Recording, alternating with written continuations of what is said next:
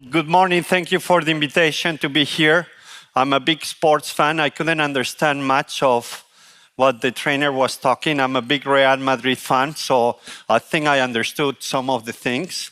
So I'm going to talk about a topic that I'm sure is one of the most common words that you use in your daily life at work and your colleagues and employees too. Projects. Projects. Once a senior VP told me, I used to work for a big pharma company, and he told me, Antonio, you know what we do here is you want something not to be done, we launch a project. And then we're sure there's going to be a mess, but at least the problem is not solved. So I'm going to be talking about the transformation and project. It's something that I've been studying, I've been researching, I've been publishing with HBR, many articles and a book. My background is from corporate. I've been working for PwC, BNP, banking, and lately pharma. And a few months ago, I just focused on my own consulting practice, which is helping organizations to build their transformation muscle. I think this is something that organizations have always outsourced transformation. They hire external people, consultants, thinking that transformations are temporary, that at one time the transformation will be over, and the reality is that no, transformations are here to stay. And it's a big priority for many, many organizations to learn how to transform on a regular basis. So transformation is my topic. These are some of the companies that I do workshops, and they ask me for some advice. I'm sure you know a few names here. What's interesting about these companies is they know how many people they have in their payrolls. They know how many products they sell, but they don't know how many projects they have. They don't know. You ask somebody, say, we have last time 500. No, last time we counted was 750. In GSK, we had around 30,000 projects. I'm working with a company here in the picture. The chief transformation officer called me one day, say, Antonio, I have good news. We finally know how many strategic initiatives we have in our company. Say, how many, Mathieu? He said, 1,200 strategic initiatives.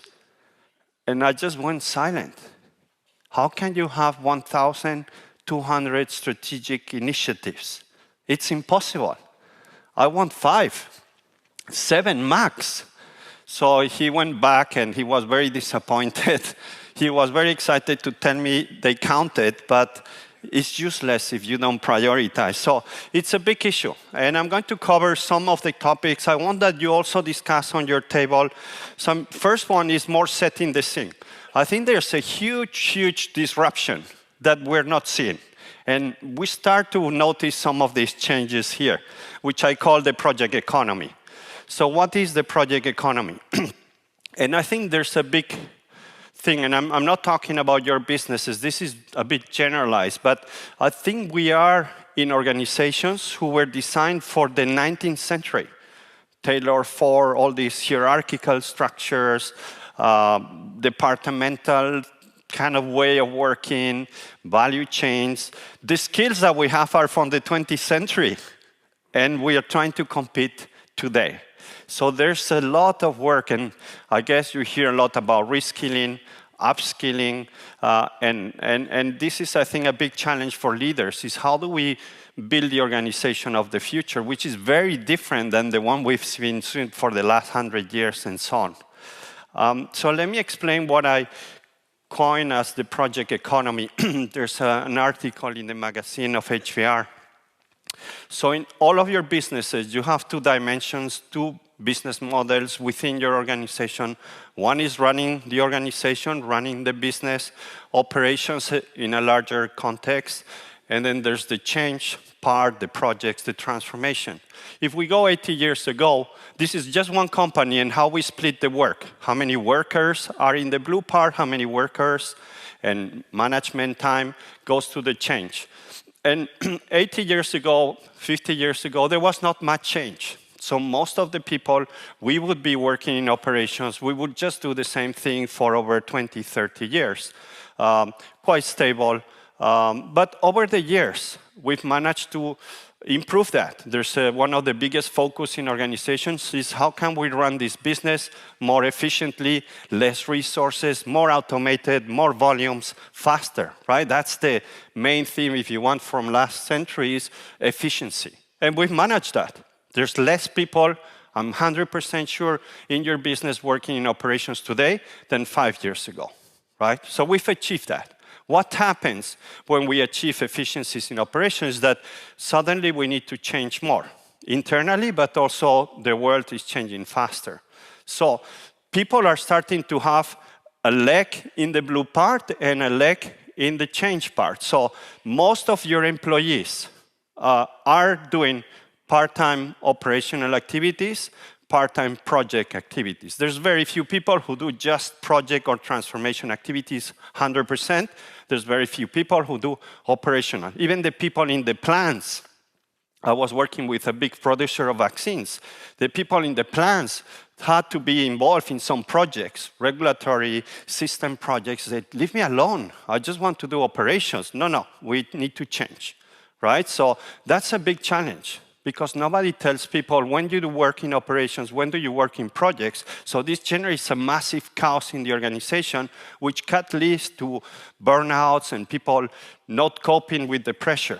Yeah, you can cope on the pressure when you're doing the same thing, operations, but when you're in 5 projects at the same time as doing your daily job, it's chaos. And then leaders like you play a huge role, but the tendency for leaders is to spend time in the blue part, running the business, and we don't need you in running the business. That can run without leaders or light level of lead. You need to be more time in the change, in the transformation, but it's just very hard. By nature, you're pulling the operational activities. So we're going to talk about that. I guess you agree with that trend. It gets better or worse. Let me just hold you on there. So the world is changing. There's some futurologists who say that in the next 10 years, we're going to see more change than in the last 250 years. We're not prepared for that. Human beings are not prepared for what is coming. And you can see like it's chaos everywhere, politics, geopolitics, everywhere. And AI and what comes next. And it's just very hard to address that, right? So meaning that you will need to launch more initiatives the next 10 years than what you've done in the last 100 years. Because you cannot not try, right? I'm sure everybody has something on AI. Maybe you have your own GPTs. Are the people using it? Maybe not. But you have to invest in this, otherwise you will be left behind. So it's very challenging world. The product life cycle, if you're saying products, before a product could last 10 years. Today there's competition right after a week. Right? So product life is shorter, we need to innovate, continue launching new projects. Strategy. I remember when I started to study strategy, the plans were 7 to 9 years. Now, has anybody accompanied a strategy more than 5 years? It's impossible, right? Now, being excellence is not about having a strategy, it's the ability to change your strategy, right? That's the bigger difference. And the thing gets worse, okay? It will get better. So when artificial intelligence and robots are very cheap to put in place, are effective, you can buy 1,000 robots, put them in HR, or put them to do any sales and marketing, right? That's going to hit really hard on the operations. For the time being, robots cannot run transformations yet, okay? AI cannot run projects yet. So where do they go? To the activities that are more repetitive, which are often the operations, right? So what you were seeing in the previous slide is gradual. You feel it, you feel that you have more projects, but then, well, we still cope, right? But this is radical. This is a question of months. I work in BNP Paribas for 7 years. At one point, we had to change after the crisis in 2008 and all the regulation and all the fintech and blockchain. And today, there's more IT people working in a bank than bankers, right? More IT people working in a bank than bankers. If you're doing a lot of marketing and design, maybe in the future there will be more IT people doing the job than design and marketing people. It's a bit scary, but that's where we're going. So what do the people work in a bank? They mostly do projects, product development, agile teams, transformation, constant transformation. So this is where we're going, and I think we're not prepared. We're not prepared. I'll give you a few examples that you can read. IBM recently told in an article for Fortune, the CEO of IBM, today, AI solutions are being deployed across companies to help tackle the kind of tasks most people find repetitive, and that's obvious. But then he says, he noted that one of his HR functions has gone from 700 employees to 50. Okay, we're not talking about logistics, where you see the robots in the warehouse. We're talking about a function which has been core. I'm not saying there's no need for HR, of course, but the roles will be different. Bayern, the CEO recently hired, he said, we're going to change the rules of the game. Employees from various departments will be recruited to teams that decide on projects and work together for 90 days. Then workers will group different configurations for the next undertaking. In the coming years, I will operate 5,000 to 600 self-directed teams. This is Bayern, last couple of months, disruptive. So this is addressing the elephant in the room, which is how we organize work.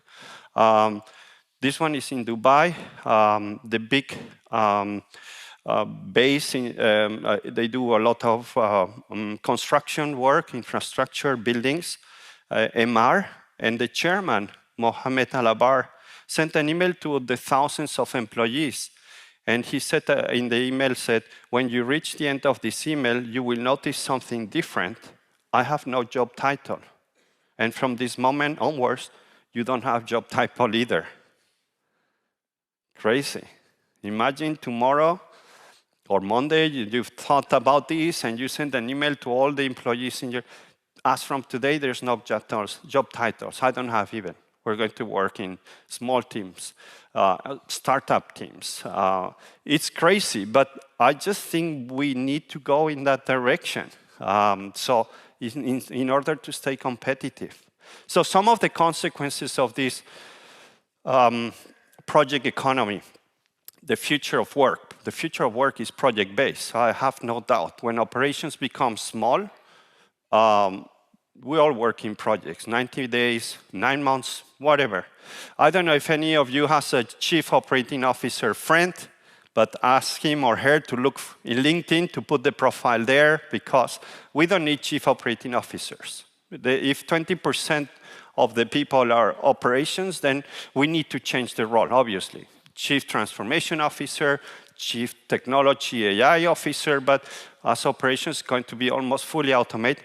By the way, when I do this whole workshop with some senior leaders or boards, and they told me, Antonio, your chart is wrong. I said, why is wrong? The blue should go to 0. I don't want anybody working in operations in my company. What's the added value? I mean, I think they're exaggerating, but you see the trend. I think we always will need some people running part of the operation, at least supervising the robots, right? So job descriptions, I gave you a few examples where job description is like 100 years old. How come have we never changed that, right? It's just for a stable world. It doesn't exist. PMO, resource allocation. Have you done, if you try to see where your people are working and have some kind of guidelines and trying to predict where people will work, and that doesn't work. There's no system that can do that, right? If you do just project work, yes, you fill in timesheets and that's it. If you do just operations, perfect. If you're in a plant, in an hotel, in a restaurant, you can do resource allocation. That's just blue, right? Or just red. But most of the people are in between. So what are you going to do? How can you manage? How do you know where people will be working in a month if we don't even know? Right? So resource allocation is also a very old concept that has to be evolved. One of the most important skills that you need to develop as a leader is prioritization. And this is super difficult, okay? it's difficult to choose between 5 projects. Imagine you are in a board and there's 5 projects that people want to do, and most of the times we choose the 5 or we do 4 and we say no to 1, but it's really hard to say no to 1. Now I take you to Mathieu, the chief transformation of the biggest luxury company in the world, and says, I have 1,000 initiatives. How do you prioritize 1,000? It's just impossible. And I'm going to give you an example later on why prioritization is so important as a leader. It's painful, but you need to do that. I was talking to HBR last week, and they told me, Antonio, we need articles on prioritization. It's something that we've not covered so much, and yet it's becoming one of the most important topics. So that, I think, is key. I think the role of the project managers, I don't know if there's many here, but I've been in project management. I was chairman of PMI. I talk to many project managers. I tell them, listen, your life has been quite easy so far, right? You deliver on time, on budget, on scope, but if the product sells or works, it's not your problem, right? It's somebody else. No. Now project managers need to think like entrepreneurs, like leaders. The focus is on the value. You need to focus on delivering value and faster, please. Is it on time, on budget? Great, that's perfect. But the main priority why we do projects or transformation is to bring value. That's it. And that should be your focus. Don't delegate that to the sponsor, to the business owner. No, now is your responsibility, okay? So they don't like that too much, but I think that's what we need to do. Methodologies, we have, I don't know how much you are into methodologies, but in the world of change and projects, there's the Agile, which is super new, and it's not new, it's 20 years old, but it was like Silicon Valley, we're going to destroy everything, and we're going to just, and then you had the more traditional, which is we plan and then we execute. That's what we call waterfall. And there has been a battle between these two, to the point that in most companies, the Agile people are not sitting in the same floor as the waterfall. They're all doing projects, but they hate each other so much that they're in different rooms. You cannot put them in same rooms because they kill each other. So far, I wrote an article in HBI. I said, this is the most silly battle we ever had. If any transformation that you're doing today, you need waterfall because you want some planning, but you need Agile, and maybe you need change management and lean startup. So let's start building a set of tools. It's impossible to have one tool to do all the projects that you have. Impossible. It's just going to fail. And then the competencies. That's the bigger challenge. I was talking to another chief transformation officer in Spain, Repsol, energy company.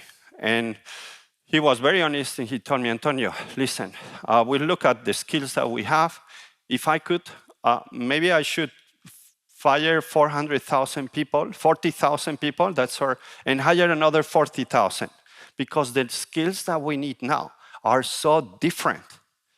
And I say, okay, no, don't do that, but we can work it out. But it's something that it's just so priority that I see that we need to upskill, reskill, including you as well, to learn new things, be comfortable with technology, be comfortable to work with change. And for me, one of the bigger kind of wrapping up this topic, and I want to ask you to discuss on your table, is one phrase that I hear all the time when I'm doing a project. I've been doing 3 years of sustainability transformation in GSK, a program director there at corporate level.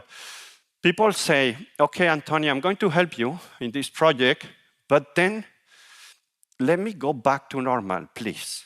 Okay, I don't know if you know this phrase, back to normal. Back to normal means leave me alone. I just want to do my job. Leave me on my blue side, please. Just, I want to do what my job description says, right? And what's the conclusion after all what I told you? There is no back to normal. There is no back to normal. This should be banned. You cannot use this word anymore. And people, unfortunately, many people need stability. We all need stability.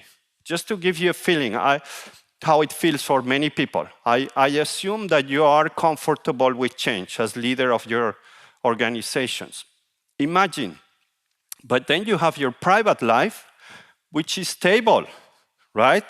You go to the same house every day, you have the same setting, the same routines, the same partner, I guess. But imagine now where your safe place is starting to change like crazy, like work. So every 2 weeks, you change the color of the walls. Every 3 weeks, you change the kitchen. Every 7 months, you change partner. Every 3 weeks, you change location. This is how it feels for many people, work.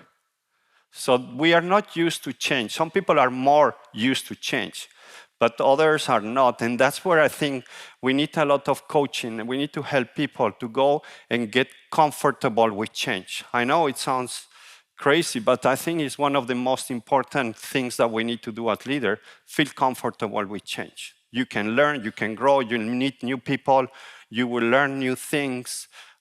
And otherwise, I don't see a big future, right? It's very few things that will not change.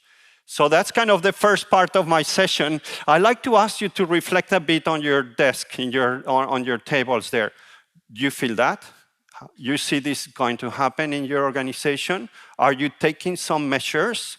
How do you see it? Right? Maybe you say, no, Antonio, this is crap. No, it's never going to happen here, right? And it's fair. I don't have the whole vision of the whole world, but I like to have a bit of discussion on your table, 10 minutes, okay? Everybody can talk a little bit, and then I'll pick up 3 tables to just share, if you don't mind. And then we come back to the slides. Okay, 10 minutes. I'll keep an eye. Okay, thank you. Sorry to interrupt.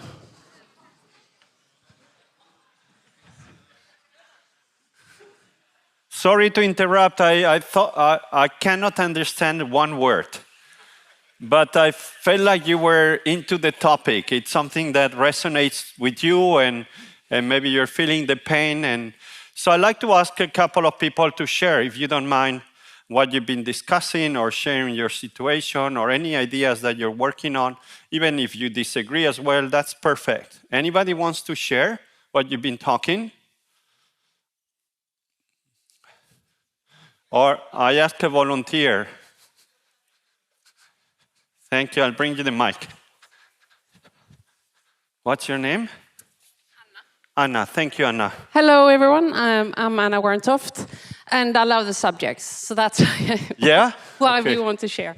When it comes to waterfall and agile, I think most companies, if you're doing projects within IT, are sort of fighting the same wars. And as you said, you need both. But it's actually a really good question. How do you move the different parts of the organization to actually move to a common language, a common way of discussing prioritizations, how to measure things, what comes first and last, and who will participate? Is it only that part of the organization doing it, or is it actually a transfunctional team that is needed to solve their big issues? Mm-hmm. And to me, that is you have to walk away from those sort of stiff models. You have to find that common ground, which is super difficult. Thank you, Anna. So that's part of what we discussed. Thank you, Anna. Very good point. And this agile at scale is also, thank you, Anna. I need 2 more. Okay. Kenneth? Thank you. Well, I think this is very interesting. I'm in the healthcare industry, and I work with very staff-intensive organizations. And people are very difficult to get to change. And especially healthcare people. They are more or less impossible to change. This is quite interesting, but one thing that popped up in my head is that in my world, sometimes things are going very tough. They are very complicated. Let's say you're in a tough incident, or you have someone's life that are in danger. If you don't have your hierarchies, if you don't have your managers that point out, I'm in charge, I take the command, and actually guide the people there, I think we would see a disaster. This is very nice in software development, in probably running a store or whatever. But when the things get tough, when the going gets tough, I'm not sure if this is the right way.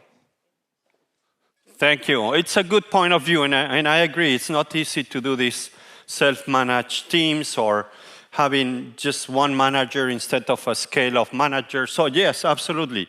And it doesn't work to everything, or at least for the time being. No? We'll see how things evolve. Industry change in different paces. So clearly, thank you for the sharing. One last, please. Who wants to talk? No volunteers? Can I ask one volunteer? Yeah? One more? Here in this table? What's your name? My name is Veronica Skold, and Veronica, I also want to elaborate on the topic, the waterfall and the agile. Okay. And just a short one. Yeah, of course. What I'm thinking is that the waterfall is the strategy or the direction, the arrow that points out the way. Yeah. And the agile is what happens in between, Yeah. in the arrow. Yeah. Yeah, and the arrow should not be too narrow, but it should still be the direction. Exactly. Who helps people to make decisions when times get tough. Yeah. So Thank you. That's your experience. Yeah. Thank you. And yeah, we call this hybrid method. So it's you need some direction. You need some. Okay, when is going to be the transformation over? So I don't know. No, I don't know. No, it's 9 months. It's 12 months. So we need to mix them.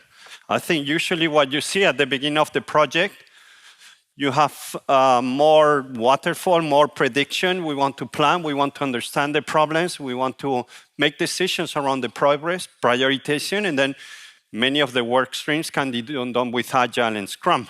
I think there's one thing with Agile, which is the philosophy. The philosophy can be applied to projects too and to operations too, which is focus on the customer, focus on value, let's work in smaller teams. So I think there is the philosophy, which I think applies to many things what I'm talking. Then the how-to, you need more tools, Lean Startup and you need Six Sigma and many of the projects. When I come into a company and I need to reduce the number of projects, about 60 to 80% of the projects are operational projects, are projects of 20 days, 40 days that you don't need to call it a project, have a project sponsor, have a project manager. It's crazy, right? So knowing when to use these terms, it makes you much more kind of agile in a sense, focus on the right things. Okay, thank you. Then I think the best definition I ever heard about projects, and I've been in this world for 25 years, PMI, and I couldn't find a better definition of what is a project than the one I got from the chief editor on Harvard Business Review. He told me, Antonio, your projects are your future. So how do you build the future of your companies? It's through projects. It's not just task, it's the future. If all your projects fail, your future will be really bad, right? So to me, that was so clear when he told people working in projects are working in the future of your organization. The rest are working on today, okay? So that just highlights the importance. And then if you look at the failure rates, this is always a bit subjective, but McKinsey, PMI, APM, they all constantly say that around 70% of the projects fail, which is crazy, right? How much future are we wasting? How much value we're not delivering? I'm not saying this applies to you, I hope not, but in general, project failure is huge. And there's a big opportunity. Imagine we just do, I don't know what's your rate of failure, but let's cut that by half. It's just, you don't need to invest more, just invest wise and deliver the value better, and you just grow up. It's just an infinity. I work with a biotech company in Switzerland. The CEO said he understood the concept of projects being the future. They had a lot of projects. They stopped many of them, and he asked his executive team, there were 12, each of you, each VP in this company, come up with one idea that will become a project. Each project has to deliver at least 100 million Swiss francs in 3 years. That was the task.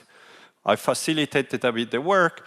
Each came with an idea, business case, and so on. So imagine 12 times 100 is 1 billion. That was his target. We want to create 1 billion in 3 years. Very smart. What happened? We started to work. There was some coaching and so on. After 2 years, 4 projects, a mess, disaster. We had to stop them. 8 projects successfully. They delivered more than 100 million Swiss franc. So the CEO just got what he wanted, more than 1 billion in 3 years. So knowing how to use these tools, how to focus people on just 1 or 2, makes a big difference, make them accountable. Create the team, create the space, give the resources, give the focus, and you can really grow exponentially. But these rates are terrible. The other thing, I'm sure you know why projects fail, transformation fails. But the thing that I want to maybe clarify, and this is many, many years of research, is there are 3 areas why projects fail. You can group them in 3. First, the center is the project, the transformation. We started too early. We didn't know what was the reason of the project. We launched this digital transformation because everybody's doing digital and now AI. Why? We don't know. Just everybody's doing that. There's no staffing on the project. The project has really bad project management. There's no plan, bad estimates. We're not knowing how to do project management. That's just only 50% of a success. That means also that you can have the best project plan and perfect, everything perfect. You launch it in your organization, it's going to fail. It's going to fail 100%. Why? Because we need senior leaders, sponsors, prioritization, engagement. If you don't have that, and this is one of the most frequent comments I hear when I train people, yeah, the sponsor never shows up, or the sponsor has like 20 projects that is sponsoring, so has no time for me. Or the sponsor comes and never shows up and then is micromanaging. So the role that you play is vital. In fact, I'm going to give you a tip. I give very simple advice, very simple tips. I charge a lot for these tips. No, just kidding. But you want any project in your transformation in your organization to accelerate? I'll give you the tip. Spend more time on it. That's it. So simple. I'm not going to charge you like a big consultant, but you're going to make the difference. You're the sponsor. Spend more time on it, not once per month. Take 1 day per week. You want to accelerate even more? Get your executive team to work on the project once per week. This is going to fly. Why once per month, 1 hour? You can make a big difference. It's just a question of prioritization of your time. We all feel more comfortable in the blue space. We know it, it runs, about sales, great. Yeah, but the change comes with a trade-off of where you put your time. Okay? The most success, I come from vaccines, 10 years in vaccines. You know that we developed 1 vaccine for COVID in 10 months, when the project normal time was 12 years. And one of the main reasons was focus. Fully dedicated team. The CEO of Pfizer, you know how many hours the CEO of Pfizer was putting on there? 100% of his time. I was in a conference with him. And I say, why don't you put more time in other projects? Oh, before I didn't have time. See? So again, you can do this on Monday. Tell the executive, which project do you want to accelerate? Let's put this a top priority for us. We focus on that. We support the team. We check that every week, every 2 days, and you're going to finish much faster than what you think, okay? So simple. Clear? And then the organization. The organizations, like I said, most of the organizations was built for 2 centuries ago. Or hierarchies and all these things has not evolved. It's just amazing. Everything changes but the hierarchies. And it has to change, the culture. It's just very, very difficult to work in a very hierarchical structure with changes. Big decisions take lots of time. Approval of budgets takes forever. Getting resources takes forever. right? Then if you don't have that agility, you're going to slow down the project. Another tip that costs a lot of money, but I'd give it for free. You want the project to accelerate, take it out from your operations, take it out from your organization, put it in a different building, put fully dedicated resources. That project is going to fly. Okay? If you keep it running in your organization with hundreds of projects and other, forget it. It's going to fail for sure. I can tell you right now. You better stop it and you save more money. So that's on the projects. Let me give you an example on the importance of prioritization. True story. This is Gina. She works for the Postal Service in Spain. She loves her job. Super happy. 7 years delivering letters and packages. Super happy. But the postal services in Spain didn't adjust too fast. Not very digital. You know, the UPS, the FedEx, much more aggressive. So this kind of public state-owned PPP is going to go bankrupt in 6 months if they don't turn around the business, if they don't do something. So the CEO of the postal services in Spain, called Correos, goes into an offsite. You know, the strategic offsite, they always happen in a big chateau, in a castle with champagne and caviar. And I don't know why we always have to brainstorm in these places, but they go, they come back, they call an old town, you know, this one when Gina is there and all the post-delivery people are there. And the CEO says, listen, we have 6 months to turn around this business. If we don't do it, we're going to need to close and we're going to be all fired without a job. But the good news is that we worked really hard with my management team over 2 days to define the new strategy for the next 6 months. This is what I want you to do. Okay, Gina is there, very excited. I know what to do. First of all, I want that we deliver a bit faster. Okay? Today, our time of each package or average is 6 seconds. The competition is 4. If we got to 5 seconds each delivery, we're going to deliver more, so that's going to be good for our revenues. And the second and last objective you need to focus, customer service, customer satisfaction. We're at 75%, it's not bad, but we can do better. So if you see a customer smile, we need to get to the 80%, okay? I suppose, raise your hand, who has these kind of KPIs in your organization about efficiency, about customer service? Can you raise your hand, please? I guess most of you, yeah, normal. We too, in GSK, we used to have that. So I'll tell you what happened next. Gina, super happy. She knows what to do to save her job, the company she loves. So she starts delivering packages in the afternoon. A door opens from a house. And there's an old lady and say, Gina, come, I want to talk. So Gina is going to the lady. She's super happy. She says, but then she freezes. She says, what's going to happen with efficiency? If I go in and talk to her, it won't be 5 seconds. It might be 5 minutes. What do I do? So I'm going to give you 5 options. First, focus on efficiency. Ignore the lady. I just didn't see her. Tell the lady, I call you late. I'm too busy. I need to run. Sorry. Okay? Here's your package. You throw it. Just 1 second. Oh, it's snowing here in London today. Okay, run. I didn't expect it coming from Spain. Go. Option 4. Go in, talk to the lady, maybe have a coffee or tea, cookies. Maybe it's 5 minutes, maybe it's 10, maybe it's 15. Option 5. Go in, coffee, cookies, and try to sell her the latest app from the Spanish Postal Service. 19 euros per month subscription. Try to, hook her in, okay? Which option did you take? It's my choice. I'm Gina, I need to decide. I cannot call my CEO, he's traveling, or I need to take the decision.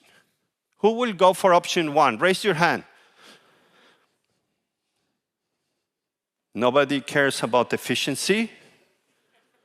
When I do this exercise in Switzerland, everybody in the room raises the hand. It's all about efficiency. Really? Okay, who goes for option 2? Option 3, raise your hand. Yeah, option 3, it's a bit in between. We try to do efficiency, we try to do customer. Option 4, who loves the customer? Yeah, we have a majority here. Thank you. Option 5, oh, the salespeople. You've been in a sales training, right? You see what happened? What happened? Do you know what happened with the postal services? Went bankrupt and was bought over. Don't know if it was DHL or... Was Gina's fault? No, she was trying to do her best. Which fault was it here? The CEO. Because I didn't tell the people, for the next 3 months, let's focus on efficiency. If we need to make a trade-off, always efficiency. Let's get some numbers here. Afterwards, we'll focus on the customer. But I didn't have the guts to say, make a choice, prioritize.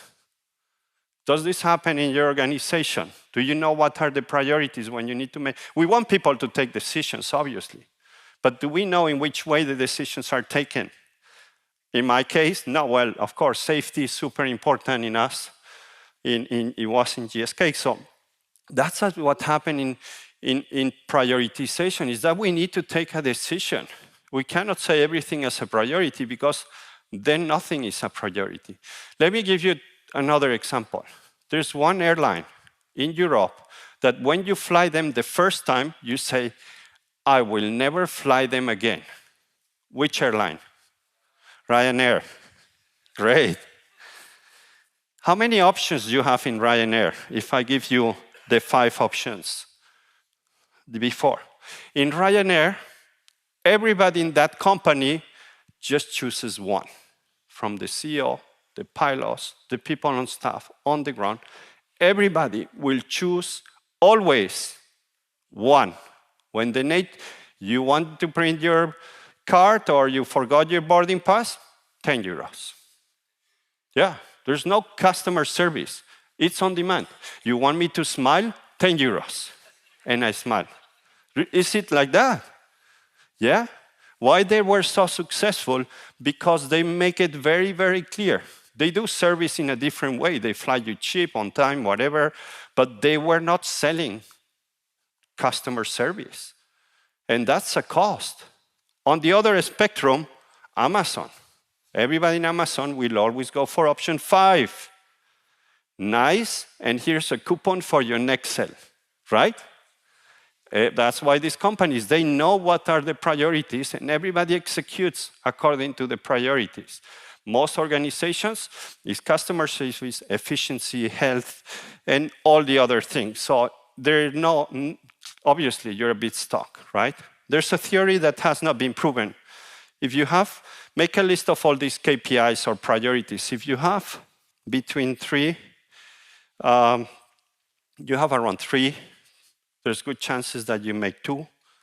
List of priorities or objective or transformation initiatives. If you have around 9, there's good chances that you make just 1. And if you have more than 10, forget it. You're going to make 0. Okay, so strategy is about making choices. I remember one professor told me once, when you have a strategic decision, when you have a strategic committee, when you're deciding some strategy in your organization, and after the 2 hours of the meeting, everybody's happy and let's celebrate, that was not strategy, I'm sorry. That was just getting together, having some fun. A strategy workshop, strategy meeting has to be painful, has to feel uncomfortable, has to feel like we're taking a decision here. I have some doubts, but I think that's the right thing. And we're saying no to many other things. That is strategy, okay? So next time you have a strategy workshop, if you all come back happy, go back to the room, okay? Lock it. It has to be painful. Quickly, I think one of the best examples of focus, and this is an old story, but still valid. It was Steve Jobs. You know the story about Steve Jobs? He created Apple, and then he was fired. And then he came back through Pixar.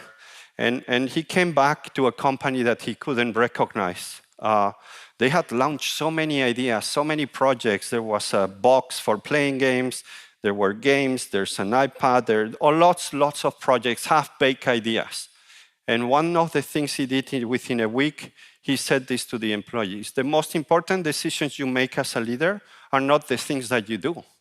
It's the things that you decide not to do. That is leadership. And focus means saying no a lot of time. It's from 10 ideas, choose one, not 9. And it's painful. We've got to focus and do things we can be good at, only way to save the company.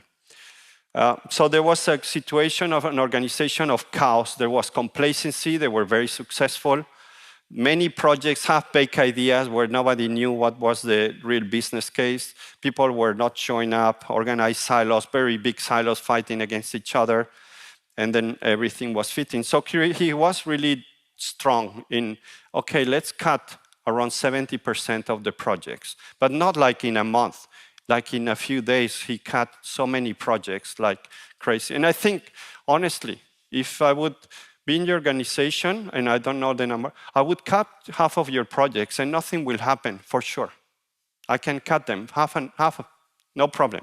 It will continue. Sure, try that. Nothing will happen. Organize staff, so really putting the people where they belong.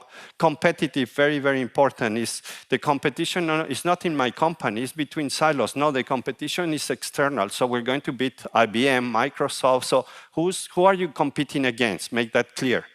Who are you competing? And then you create a bit more team, like the handball.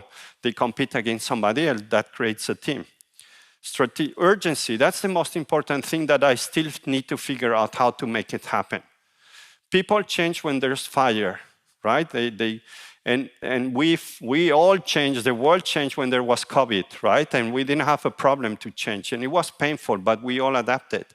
The problem is that how can we create that urgency, right? How can I create urgency on you? Saying, what I'm telling you is dead serious. It's going to happen. Take action, spend more time, do these tasks. That you'll go to home weekend and you forgot, and Monday back to normal, no? So how do we create urgency in organizations to see this is serious, okay? That's still, I don't know how to do that.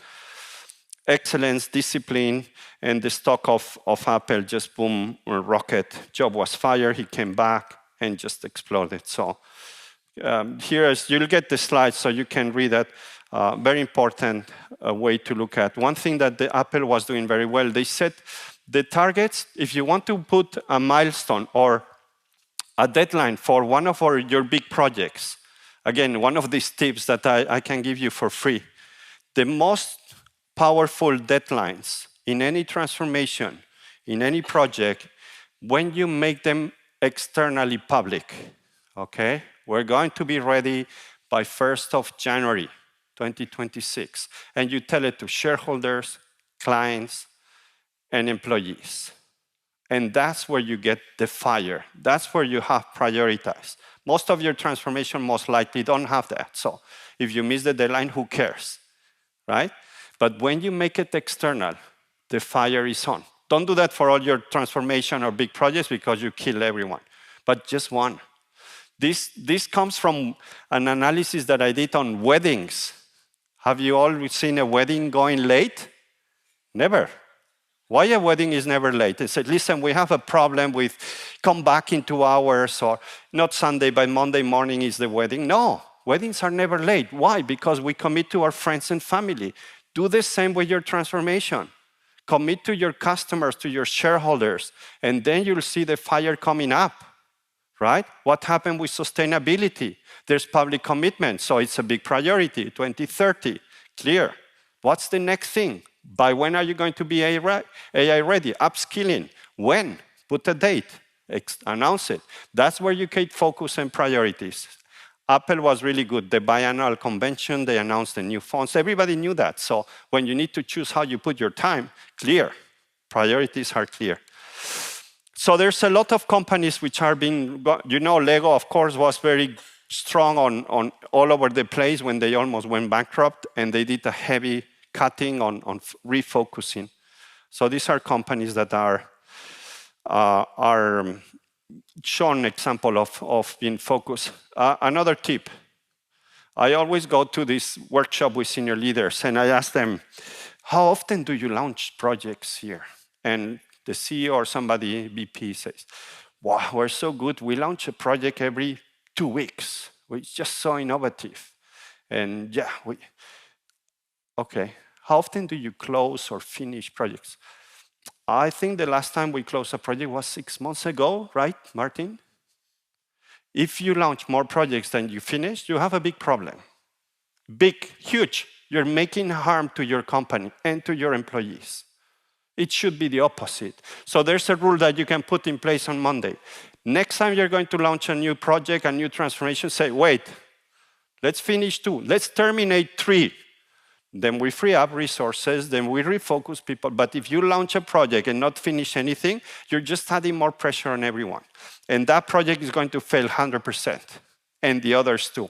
Okay, so this is takeaway. Do that, super easy. And then a couple of tools, and then I'll leave it up for Q&A. How can we accelerate transformation? So what you see on the right here, I'm sure you all know, we call it Gantt chart, roadmap. And every transformation has that. Every single transformation has that. And that's okay, but that's the internal kitchen. My stakeholders don't care about this Gantt chart, but we use that because we don't have anything else. What most projects, 99% of the projects don't have is a benefit plan. The benefits is what we do projects. And you can have a nice business case, you can have a nice dashboard, but that's not a plan. A plan is with when are we going to deliver the benefits? Yeah, we say we're going to save 40 million in operating costs. When? And we're going to save 23 months before. We're going to reduce time to market from 12 to 6 months. When? How do we measure it? If you have benefits that you cannot measure, don't call them benefits, they're wish lists. Okay? Every benefit has to be measurable, and you need a date, okay? And then you need to build a plan like this. It's very easy. I do workshops with this, super easy, okay? But we don't have that, so we're focusing on the details that nobody cares, instead of focusing on creating value and how to accelerate it. So I'll recommend to do more on the benefit size, benefit planning, because that's where you make the difference. Every time I meet you as leaders, I don't talk about the Gantt chart. You don't care. It's how can we accelerate? How can we go faster? And how can we save more money faster or create more value faster? That's where the discussion should be. So that's number one.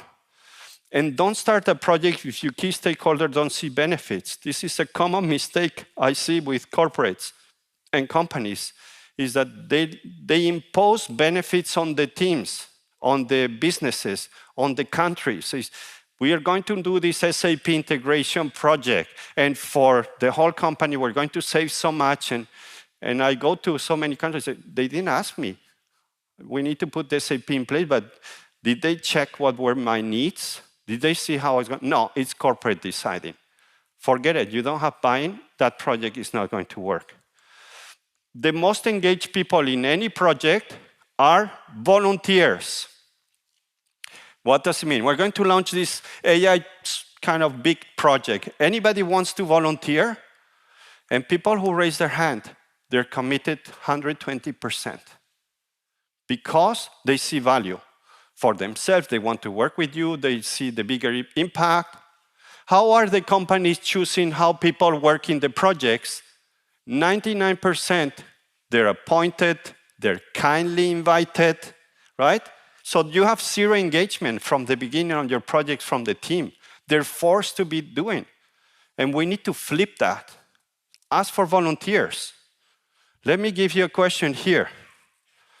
Imagine, I'm going to launch this amazing project around, I don't know, transforming the way we work into the future. And I ask my company, anybody wants to volunteer? And nobody raises the hand. What does it tell you? Don't do the project. Are you crazy? Don't hire McKinsey to do a study of 3 weeks. I just told you the solution. If nobody volunteers for a project, don't do it. I'm exaggerating a little bit. But don't do it. Are the people going to work on it? If you force them, yet, but it's never going to be a priority for them. Okay, so of course you cannot have all the volunteers, but I guess you see the point. Never start a project if nobody wants to volunteer. Clear? Another tip that you can put all what I teach you or tell you, you can put in place on Monday. You don't need me or you don't, and it will have huge impact. The last point. Most transformation projects, there are a group of people. Group of people mean we meet once a week for a couple of hours, we check on the status, we say what we're doing, and then we go back to other things. That's not a team. That's not a team. The most successful projects in transformation, there's a team, and a team has to be built. And a team doesn't take too much time to be built, but we never prioritize the people when we launch project, never.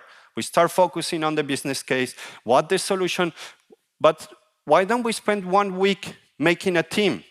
And you make a team not talking about the project, you make a team talking about who you are. I have some exercise that in 1 day, you feel like a team, and a team performs 10 times better than a group. Imagine the coach that was just before and say, okay, we meet 1 hour per week, we practice a bit, and then we go to play. Is that going to work? No, of course not. 95% of the projects that you are running, we're running, just group of people. There's no engagement, there's no passion, right? The best indicator of team is when people come happy to work. And it's Monday morning, and they can't wait to be in the office. And they work like crazy, but they like it. That's when you get a high-performing team. There's so much to be done on that space. And it doesn't take too much time, really. So I've listed here all the things that we need to do to become more prepared for what's coming.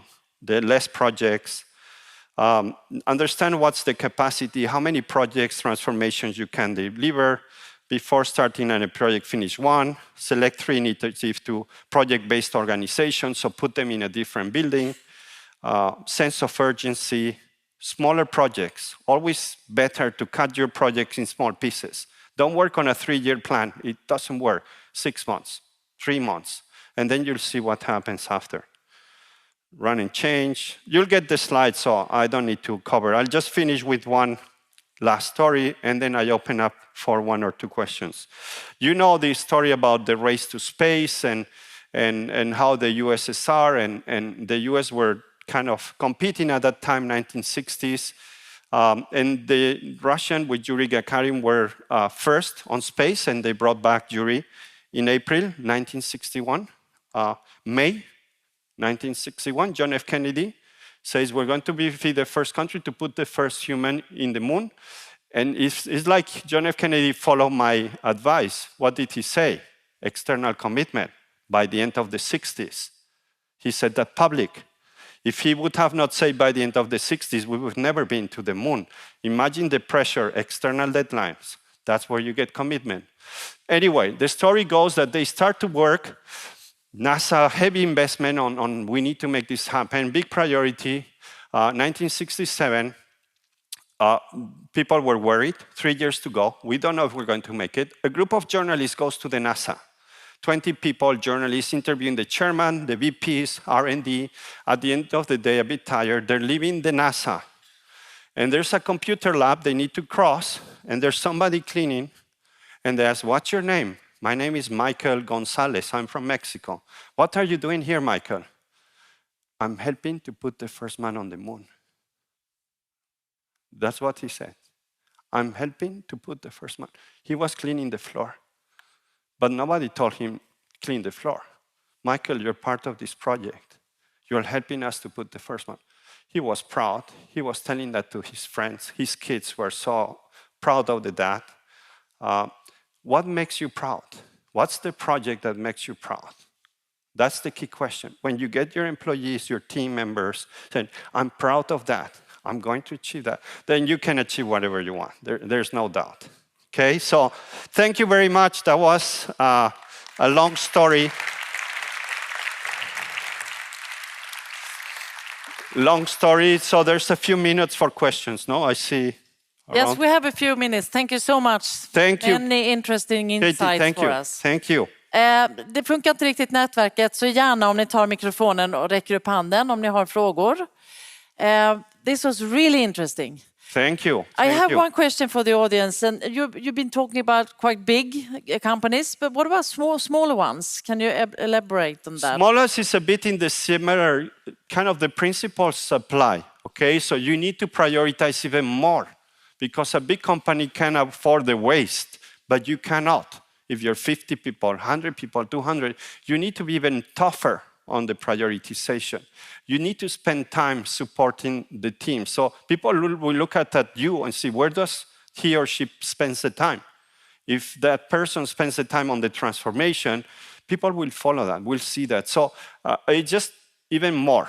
When you're a small and medium-sized company, even more. You lead by example. You need to show what matters. You need to prioritize. People, when you need to choose, it's about efficiency. Or let's focus on the customer. That's all, okay?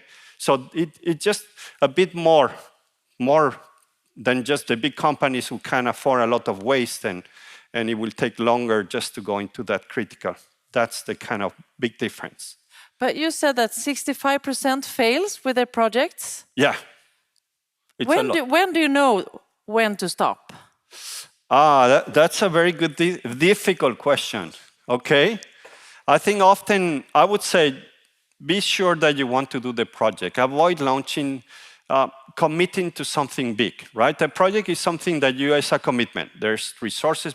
So when you have a doubt, don't launch a project. Make an experiment. Have a small team to test it. So be more conscious on, this is a project requires my time or company time. I'm sure about that. I'm sure this is the way, okay? And that's the first big change, okay? Don't launch every idea because you will not work it. That will solve around 50% of the problems. The other thing is that when you try a couple of times and you see that project continues to fail, I will not say stop it radically, but say pause. You know that you can pause projects. I don't know why not, but nobody tells you. You can pause a project. Hey, let's pause this project. I don't want anybody working in this project for the next 2 weeks. Okay? We're going to study the project again, see whether it makes sense, and then go back and stronger. You can pause projects, okay? You can, nothing will happen, but be firm. That will help a lot. Then the things will come more clear. That project, kill it. That project, no. But we seem to be running. It's like, it feels like projects you cannot stop. If you stop, you lose something. No, okay? Go Monday, stop a couple of projects, and then look at them. You'll see, it will be better. Thank you, great questions. Can you, I was thinking about Ryanair, for example. Yeah. Can you, within a company, change from suddenly, maybe you focus on efficiency. Yeah. And then after 3 or 4 or 10 years, you want to focus on the customer. Yeah. Can you do that? Go back and forward? You like can. That? Yeah. It's very difficult. It needs very firm. Yeah. What did KLM, what did Iberia, Lufthansa? What they did was, okay, we see Ryanair. Let's try to be like that, but still do a lot of customer service. And they struggled like crazy. They couldn't. So what did they do? They bought a long cost. Right? So they all have a low-cost carrier, and they have the other one. But trying to shift is difficult, but if you're decisive, yes, you can, but you need everybody to go in the same direction. Very firm. There needs to be a good rationale, but you can. And communicate it. And communicate it, yeah. Do we have any question out there? Just shout. Great out questions. if you do. I see there's lunch after me, no? But I want to ask you, we have like very big infrastructure projects in Sweden. We have in Stockholm, where I live, Slussen. And we have in Gothenburg, where I came from now, Västra länken. And probably they have these things in this in Malmö and Lund as well. And it takes so long time. So long. And it's so much more expensive for the taxpayers than we thought in the beginning. Yeah. How can you help us? Yeah. Well, infrastructure. I mean, what's the failure? What happens? It's a great question. I love that because you have cases like, you know, this project in Sydney. There was this famous infrastructure project. They promised to do it in 7 years, it took 12. They promised it will cost 10 million, it took 120. But it's the Sydney Opera House. So was it a wrong project? Maybe it took a bit longer. So if the benefits look like it's going to be huge, that's okay.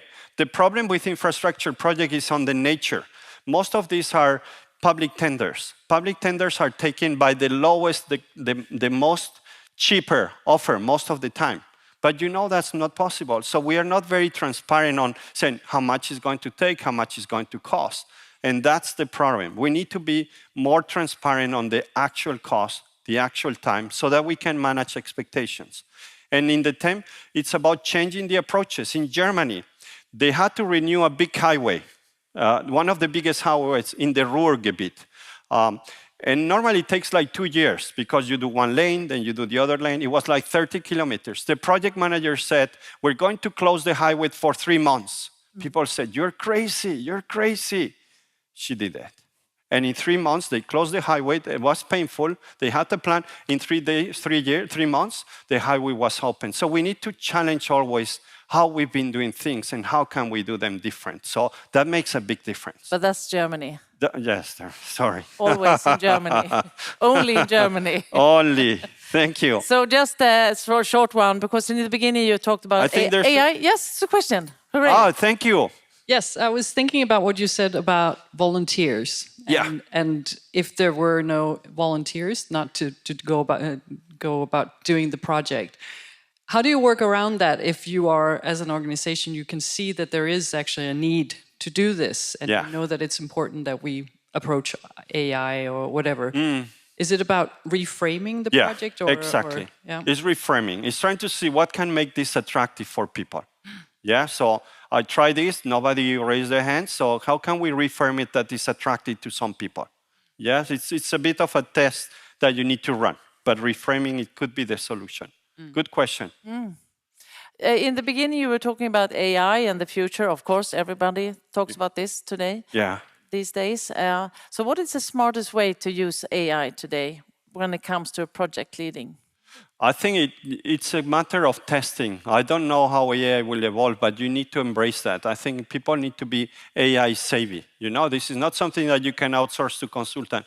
It's something that has to be part of your DNA, that you use places where you see repetitive tasks. Let's try to do some AI, some robots. So be open to test, be open to experiment. Super important. This is a key skill that we need to develop in organization. If you say you fail and you're fired, that's not the way, right? So and tell people, try things, take risk, experiment. Of course, AI, confidential, ChatGPT, we need to be super careful with that. But other than that, encourage people to use these tools on a daily basis. That's how you're going to build like a top company for sure in a couple of years. Encourage them to try new tools. Don't block them. Thank you so much. Muchas gracias. Gracias. Oh, gracias. Thank you so much, Hasta la vista. Antonio. Thank you.